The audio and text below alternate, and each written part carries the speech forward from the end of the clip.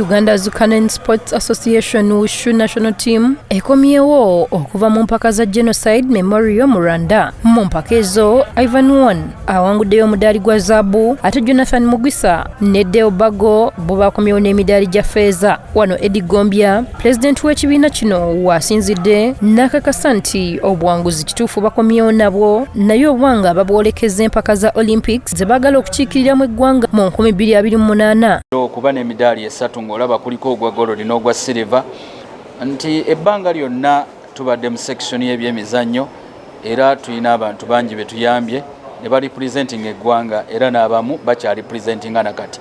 Twagala kuzimba wushu ono nga bwe tuze tuzimba emizannyo emirala tulabe nti noono wushu ne Zurkhaneh byonna bitambulira ku stage ku level ate good enough.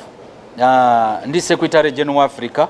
Uganda yakiikirira abazanyi 10 okuli Ronald Sebagenyi, Lubega Hassan, Apolania Asimwe, Shafik Sekasamba ne Leon Muyomba. Ekyatuleetedde okusobola otuuka ku achievement zino nti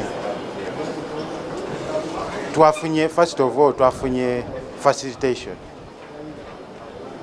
ne tutambula bulungi, twalabiriddwa bulungi, twayambadde nga tiimu kwegamba embeera yabadde ennungi. Kati bano kye bazzaako z'empaka eza wano olwo ate beetegekera empaka eziddako mu China nga kwogase ne Texas. Tawulo the demonstration oba okulaga forms ebikolwa movements ne mbaamu n'okulwana kyeyita kisanda Chinese kickboxing.